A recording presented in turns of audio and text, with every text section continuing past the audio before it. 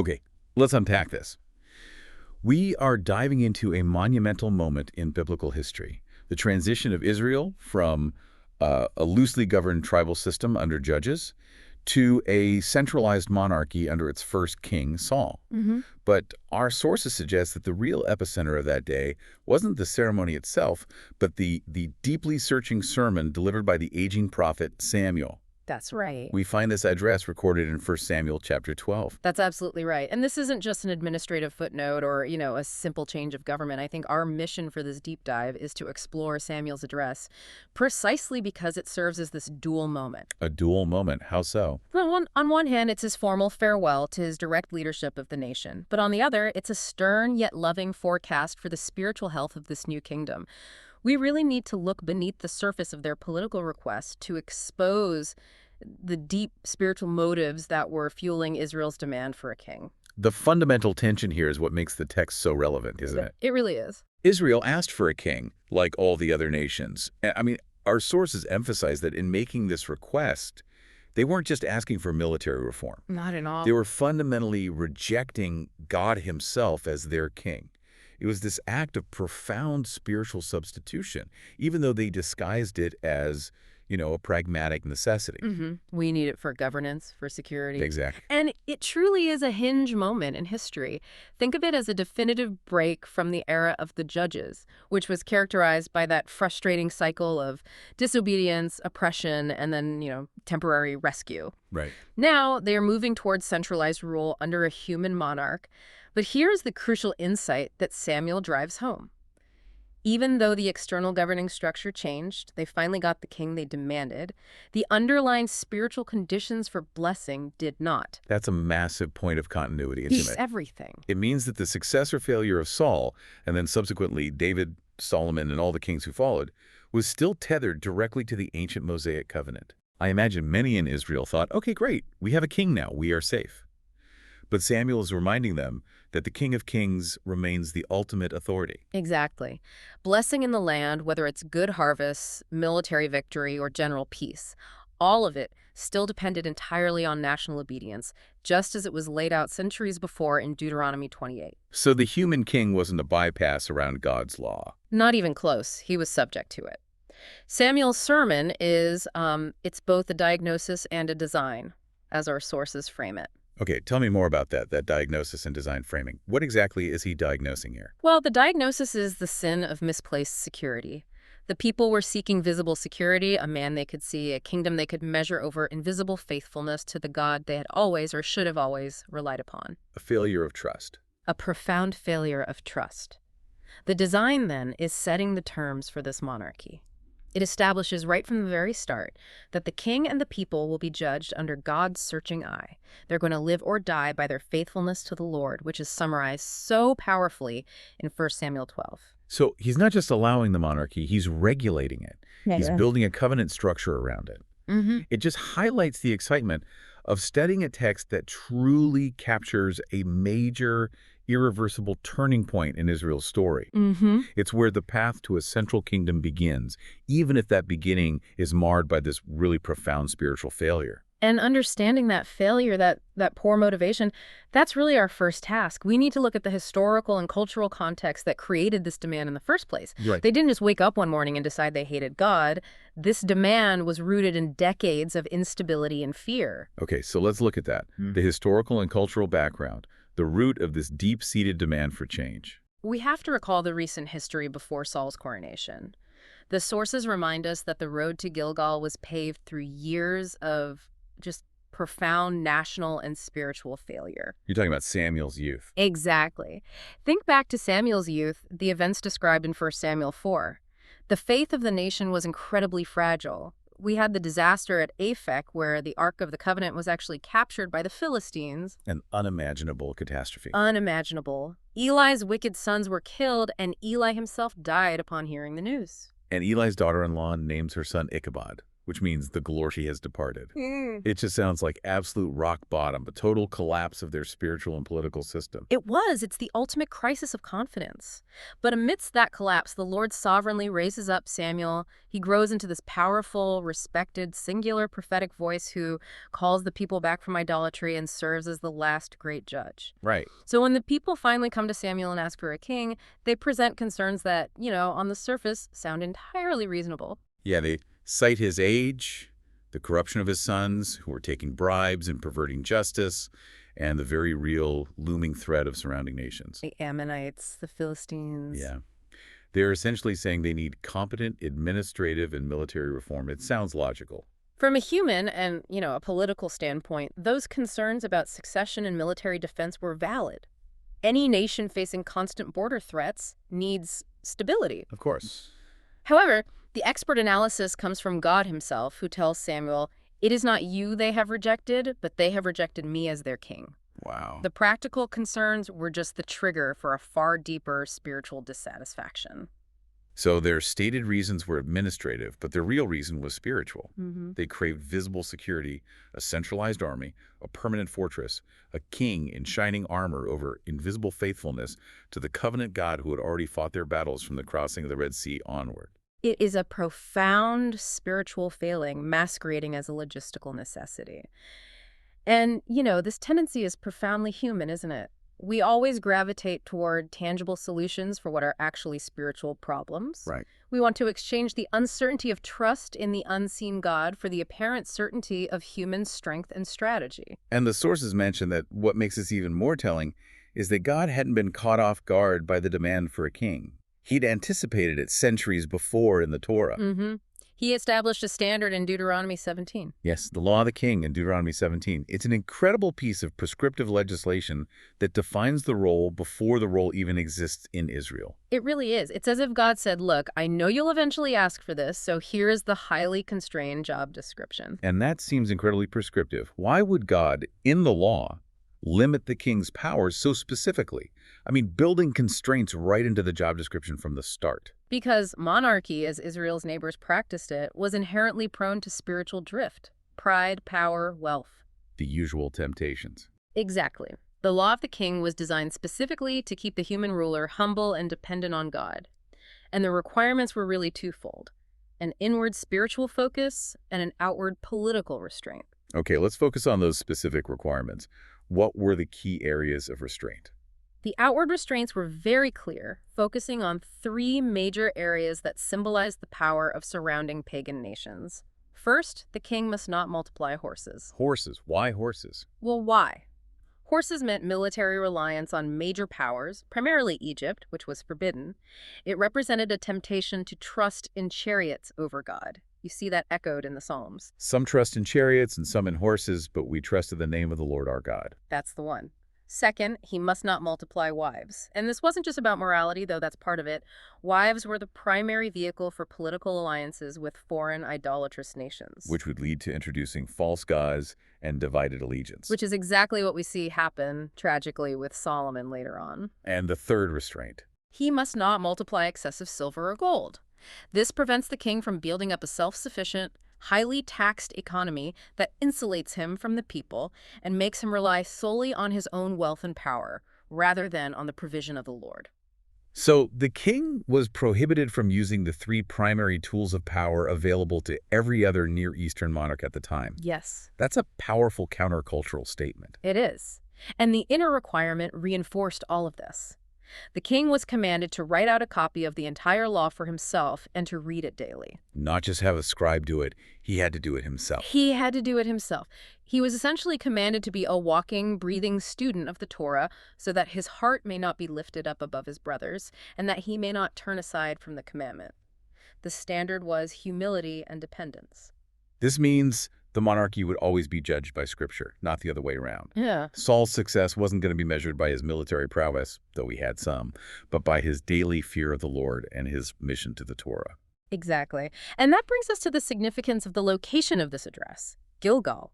The text says Samuel summoned Israel there to renew the kingdom. This choice of location is incredibly deliberate. Why is Gilgal such a a thick with memory location, as the source puts it. Oh, Gilgal is where Israel began their life as a people in the Promised Land under Joshua.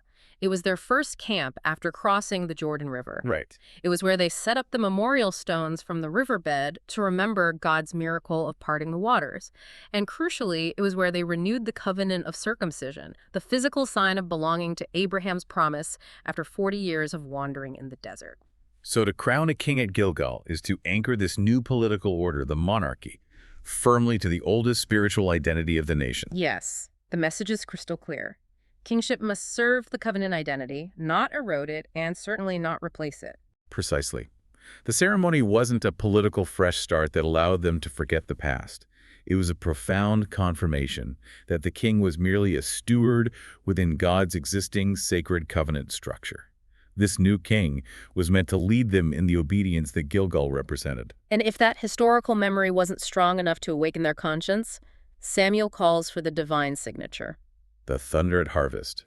This is the great moment of supernatural drama in the narrative, isn't it? It's incredible. Tell us again about the timing of the storm and why it was so unusual. Samuel deliberately calls for thunder and rain during the wheat harvest, which takes place in late spring, generally May or early June. In Israel, this is reliably the dry season. A storm at this time is highly unusual, if not, well, unnatural. And more than just unusual, it's potentially catastrophic for the new kingdom. Oh, absolutely. Catastrophic because it would flatten the heads of grain, damaging the entire harvest and threatening the food supply for the year. It's a deliberate, powerful interruption of the normal agricultural calendar. Yes. God is shouting right in the middle of their great coronation celebration. They asked for a visible, strong king to secure their future and ensure their crops and economy. And God immediately demonstrates that only He controls the weather, the harvest, and ultimate security. So that sign is meant to undermine any false confidence they might place in their new human leader before he even gets started. Exactly. It's God confirming His authority over Saul's authority. And it connects back to the very pattern Samuel's trying to break, that judge's cycle of relapse. It does. The sources remind us that Israel would trade God for idols, suffer, cry out, be rescued by a judge, and then immediately relapse. They were just prone to this cyclical failure. So they're transitioning from this chaotic, cyclical era of the judges to a new, theoretically stable monarchy. But Samuel is warning them that a new structure won't fix their heart problem. You won't end the cycle of drift. Not unless they renew their obedience. The shift to monarchy wouldn't cure the heart's tendency toward idolatry and self-reliance. That's why Samuel's address is so heavily weighted with history rehearsing God's saving acts and their collective past failures. That memory. That memory, our sources argue, is the first medicine and the only map back from rebellion. The prophet is anchoring a nation that is desperate to drift. That perfectly sets the stage for the core of the message, the searching sermon of 1 Samuel 12 itself. How does Samuel begin this profound critique? Samuel begins, startlingly, not with instruction, but with a challenge of his own integrity. He stands before the newly crowned King Saul and the entire nation and subjects his own, 40-plus years of leadership to public scrutiny. Right. He asks the nation to testify, whose ox have I taken? Or whose donkey have I taken? Or whom have I defrauded? Whom have I oppressed? Or from whose hand have I taken a bribe to blind my eyes with it? It's a remarkable act of transparent leadership. He demands a verdict on his administration. And the people's unanimous response is definitive. You have not oppressed us or defrauded us, nor have you taken anything from any man's hand. Why is his personal integrity so critical at this specific moment? Because it establishes a crucial point. The demand for a king was spiritual, not a protest against poor administration. If Samuel had been corrupt like his own sons were, the people would have a legitimate grievance against his rule. But he wasn't. But since he was honest and blameless, their desire for a visible human king clearly exposed their preference for tangible human power over the invisible divine guidance Samuel represented. His blameless record just heightens their sense of spiritual accountability. So he uses his own moral stability as a measuring stick to expose the nation's spiritual instability. Exactly. And having established his integrity, thus confirming the purity of his ministry, he pivots immediately to the sweeping recital of grace. He doesn't allow them to forget the foundational story of their identity. What are the key moments he rehearses for them? He starts at the beginning. God choosing Moses and Aaron, bringing them out of Egypt, and establishing their nation. He then runs quickly through the judges' era, reminding them that whenever they cried out under the oppression of the Canaanites or the Philistines or the Moabites, God delivered them. He raised up deliverers. He raised up deliverers like Gideon, Jephthah, and Bedan, who's a lesser-known judge, or possibly a reference to Samson. This serves as such a powerful contrast, doesn't it? Yeah. God always showed up in the past. He was the invisible king who always fought for them. But what happened the last time they were threatened? The contrast is stark and it's immediate. Even with this long, unbroken history of divine rescue and care, when Nahash the Ammonite moved against them, they didn't run to God in repentance. Yeah. They immediately looked to human strength and said, no, we want a king to rule over us. And Samuel stresses that they made this demand despite knowing full well that the Lord their God was already their king. It sounds like a faithless hedging of bets. They had the ultimate guarantee of security in God, and yet they traded it for a human guarantee that was always going to be fallible. It was a moment of profound ingratitude and strategic faithlessness. They wanted a political system that looked reliable to the surrounding world, even if it meant sidelining the divine. Okay, so now that he's established their collective guilt through this historical recital, he moves directly into the covenant conditionality, binding the new kingdom to the old law, using that striking you and your king formula. This is the essential check on the new political system. Samuel lays out the terms, ensuring the entire nation understands the profound shared responsibility of this new era. And what does he say? He says, if you, the people, fear the Lord, serve him and obey his voice, and if the king who reigns over you follows the Lord, then all will be well. King and people are inseparable in their spiritual fate. In other words, the king doesn't get special treatment. His power is constrained, and his success is conditional, tied directly to the nation's spiritual well-being. Exactly. And the negative condition is equally clear and ominous. But if you do not obey the voice of the Lord, but rebel against the command of the Lord, then the hand of the Lord will be against you, as it was against your ancestors. Wow. This is Samuel explicitly linking the new monarchy's future disaster to the familiar pattern of the judges' era. Monarchy is covenant stewardship, and failure means discipline. It's a tremendous weight placed upon Saul's shoulders from day one. He is not just a general. He is the steward of the covenant. And to ensure this message sinks past their ears and into their conscience, Samuel calls for the sign, the thunder and rain. This is the moment of conviction and confession. Samuel says, stand still and see this great thing that the Lord will do before your eyes. Is it not wheat harvest today?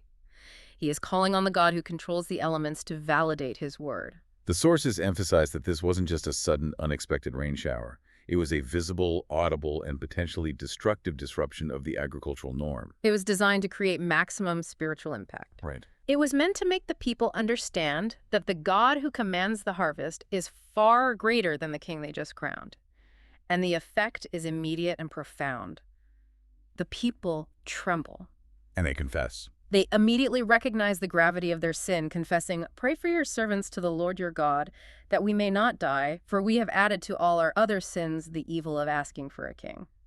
The text suggests the purpose isn't humiliation, but awakening. They needed a divine disruption, a sudden break from routine, to see the spiritual folly of their political choice. They finally see that their administrative concern masked a monumental spiritual breach. And what Samuel does next is so incredibly important. It reveals his character as a true, unwavering intercessor and leader. What does he do? After their confession, he doesn't just dismiss them. He offers both assurance and continued commitment. He tells them, do not be afraid, offering immediate pastoral comfort. Yet he makes a startling promise. He refuses to resign from his duties. This is where we find the crucial commitment in 1 Samuel 12.23, a statement that defines true spiritual leadership. He says, far be it from me that I should sin against the Lord by failing to pray for you, and I will teach you the way that is good and right. Wait a second. That is a staggering commitment. He equates failing to pray for his people, the very people who rejected him, with sinning against God. Yes. For Samuel, prayerlessness for the people he was called to serve was not an oversight or a sign of being busy. It was a dereliction of sacred duty. It elevates intercession from a helpful option to an absolute required duty, especially during times of national failure and transition. He remains committed to their spiritual well-being through intercession and through instruction. That refusal to allow their sin to cause him to sin through neglect is just a powerful model of leadership responsibility. It is. It defines his sacred trust. He vows to continue teaching them the way that is good and right. The word of God and faithful prayer are the twin anchors he provides for this new, fragile kingdom. And this leads us directly to the ground of hope, which Samuel immediately locates entirely outside of Israel's resolve or Saul's strength. Precisely. After the deep conviction, Samuel offers an assurance that is anchored not in the people, but in God. The ultimate hope is grounded in God's name. He says God will not forsake or reject them for the sake of his great name, because the Lord was pleased to make them his own. That is profound grace. God's commitment rests on the stability of his own reputation and his prior choice, not on their immediate worthiness or their newly awakened commitment. Exactly. His commitment is based entirely on his choice and his character. But, and this is a huge but, this profound mercy never softens the required standard. Right. The address closes with the final solemn warning that keeps the Mosaic covenant alive. If you persist in doing evil, both you and your king will perish. It's a perfect tension-profound covenantal mercy coupled with uncompromising accountability. That tension unconditional promise, alongside conditional law, flows directly into the theological significance of this hinge moment. This is where we zoom out and connect Samuel's sermon to the broader architecture of God's redemptive plan. And the first theological point to reinforce is just the persistence of the Mosaic covenant. The coronation of Saul did not abolish the conditional structure of the law. It's still in effect. Still fully in effect, the sources confirm that blessing and discipline were still calculated based on national obedience, exactly as described in Leviticus 26 and Deuteronomy 28. So even with a visible king and a royal palace, the fate of the nation still tracked the spiritual health of the people and the integrity of their king. The new structure didn't change the moral universe. It didn't. The king's role was fundamentally that of a steward, a caretaker of the law. The Torah he was commanded to copy and keep daily was the very standard by which he would be judged. And we see this play out over and over again in the subsequent history. Vividly. When the king was faithful, the nation prospered. When the king sinned, the nation suffered. The you and your king formula established monarchy as a temporary structure under an eternal law. But the sources also highlight that this moment stands inside a much larger fabric of unconditional promises. How do these two concepts, the conditional Mosaic law and the unconditional Abrahamic promise, how do they coexist? They work together by steering the long-term storyline. Think of them as two tracks running simultaneously. The Mosaic covenant governed daily life, ensuring immediate justice and discipline, the immediate historical outcomes like famine or military defeat. But the unconditional promises guaranteed the ultimate success of God's plan, irrespective of Israel's current obedience. And what are those key unconditional promises we're talking about? We're talking about the Abrahamic covenant, which promised land, seed, and blessing to all nations through Abraham's line. And then, centuries later, the Davidic covenant, which promised David an eternal house and throne, regardless of the immediate failures of his sons. These are guarantees. Okay, so Israel's historical failures under the Mosaic law, the split kingdom, the exile to Babylon, are explained by their covenant breach. But the earlier unconditional oaths ensure a certain ultimate restoration. Precisely. The prophets consistently held those two lines in tension. Discipline for the breach, but certain restoration for the sake of God's name and promise. And for thoughtful adult Christians studying this text, understanding this balance is crucial. It is. We recognize that while the church today enjoys new covenant blessings through Christ, the national promises made to Israel, promises of land, nationhood, spiritual renewal, still await their full, literal realization under Messiah's reign. It's the difference between the immediate consequences of disobedience and the certainty of God's ultimate fidelity. Absolutely. And this whole system of kingship, though it was born from a human, sinful motive, like the nations, it ultimately became a necessary vessel for future grace. It pointed directly to the true and final king. That's the grand trajectory. The entire narrative moves from Saul, the king after man's own heart, to David, the king after God's own heart, to Christ, the king who perfectly fulfills every single requirement of Deuteronomy 17. The New Testament clearly identifies Jesus as the root and offspring of David, born to sit on David's throne forever, ruling in a kingdom that knows no end. Samuel's address, therefore, is foundational to understanding the very nature of Christ's kingship. Our sources mention a tragic echo of this original rejection that occurs centuries later during the trial of Jesus. Yes, the heart-wrenching scene in John 19 when the religious leaders, confronted by Pilate and the presence of the true king, cried out, "We have no king but Caesar." It's a devastating final echo of the choice Israel made in Samuel's day. It really is. A definitive rejection of God's rule in favor of human, tangible power, in this case, the Roman emperor. What a terrible spiritual relapse. Yet even that rejection served the larger redemptive plan. It did. It set the stage for the true king to redeem his people not through military victory, but by bearing the curse of misplaced trust on the cross. Samuel's address, in its final point, brings this choice into sharp focus by exposing the anatomy of idolatry and grace. He simplifies the spiritual choice entirely. Yes. You have the Lord or you have idols. Yeah. And his definition of idols is so clear and practical. They are useless. The Hebrew word there is so profound. Samuel warns them, "Do not turn aside after useless things that cannot profit or deliver, for they are useless. Idols cannot rescue you. They cannot bring rain. They take your allegiance, your resources, your time, and they give nothing of substance back. They are empty promises." A zero-sum exchange. And what is the alternative? The Lord, by contrast, binds himself by his great name to a people he chose first. He is steadfast. God keeps them not because they are inherently strong or wise or faithful, but because he delights to make them his own. This contrast between empty idols and steadfast, electing love culminates at the cross, where the true king bears the curse of our misplaced trust, finally making true obedience a glad possibility through the gift of the new covenant. This depth of theological insight moves us naturally into the practical application for us today. Samuel's sermon is a mirror. How do we test our motives today, just as he tested Israel's? Samuel teaches us to test the reasons beneath the reasons. Israel presented their concerns as political and practical, unjust sons threatening neighbors. But the sources reveal the real reason was a heart craving visible security over invisible faithfulness. And we commit the same error today, perhaps just under different names. Absolutely. We often substitute hurried, worldly tactics for patient, spirit-led prayer. We trade long-term holiness for immediate superficial influence. We sometimes favor optics looking successful or professional or powerful over simple, quiet obedience. So when we choose corporate strategies that rely on the latest market trends over faithful reliance on Scripture, or when we prioritize political victory as the primary source of national salvation, we are essentially asking for a king, like all the other nations. we are building up our own modern horses, wives, and silver to find stability outside of simple reliance on God. We're seeking a tangible solution, a powerful institution, a successful platform, a charismatic leader, to solve what is fundamentally a spiritual problem of the heart. That's exactly right. And the remedy Samuel offers is a guardrail for us too. Gratitude and memory.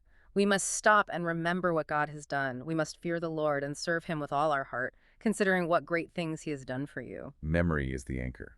It is. If we rehearse grace, we are far less likely to bolt toward counterfeits. And Samuel also provides the perfect pastoral model for how we should respond when conviction lands, when the modern-day harvest storm hits us and exposes our sin. When Israel confessed their guilt, Samuel did not respond with despair or condemnation. He models compassionate, firm pastoral care, saying, "Do not be afraid. Do not turn away after useless idols.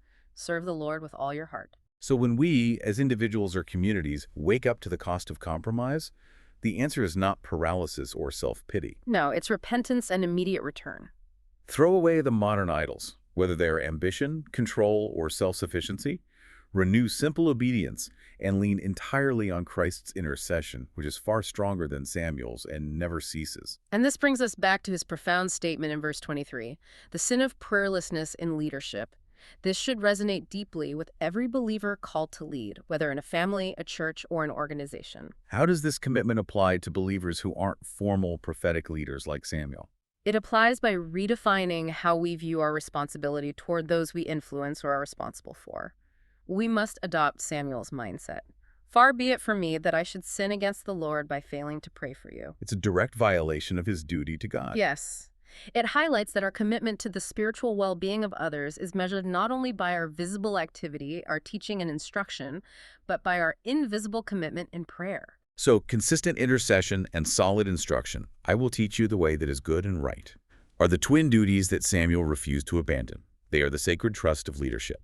They are the means God uses to anchor a people back to himself. Instruction without prayer risks becoming mere human strategy or dry legalism. Prayer without instruction risks becoming, sentimental wishfulness. Samuel holds both together as non-negotiable duties.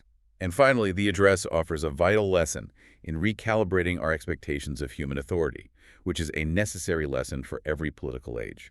We are commanded by Scripture to honor and pray for our rulers, regardless of our political disposition, but we are absolutely forbidden from making the mistake Israel made, imagining that our ultimate salvation, security, or sense of justice rides on any human throne or political outcome. We must avoid the idolatry of politics. We must. We should honor the office, but we must never rest our hope there. Exactly. We recognize the you and your king dynamic remains. True leaders and communities are bound together for better or for worse. But when allegiance to human beings conflicts with allegiance to the divine king, our mandate is clear. We must obey God rather than human beings. This provides the only safe spiritual check on the power we give to earthly rulers. This story gives us the perspective we need to endure in this new covenant age. Even though we have mercies, Israel didn't. The indwelling spirit, the law written on hearts, we still face warnings about drifting. We do. The New Testament warns us constantly against false teaching, spiritual apathy, and the pull of the old self. Our answer is not fear, but faithfulness. Our mandate is endurance. We must contend for the faith. Yes, contend for the faith that was once for all delivered to the saints, keep ourselves in the love of God, and encourage one another daily. The king we await is the King Samuel's sermon anticipates, the ultimate son of David. His throne is sure, and his promises are irrevocable. They are. The gifts and the calling of God stand firm. Samuel's dress, though rooted in ancient history, is a perfect spiritual mirror for us today. It shows our relentless desire for visible strength and provides a clear map back to reliance on the true, unseen king.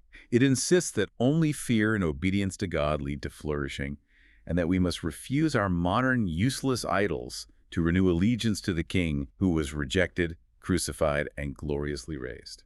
As we conclude this deep dive, let us return one last time to the core of Samuel's message of hope and warning, which serves as a blessing for all who confess their folly and return to the Lord.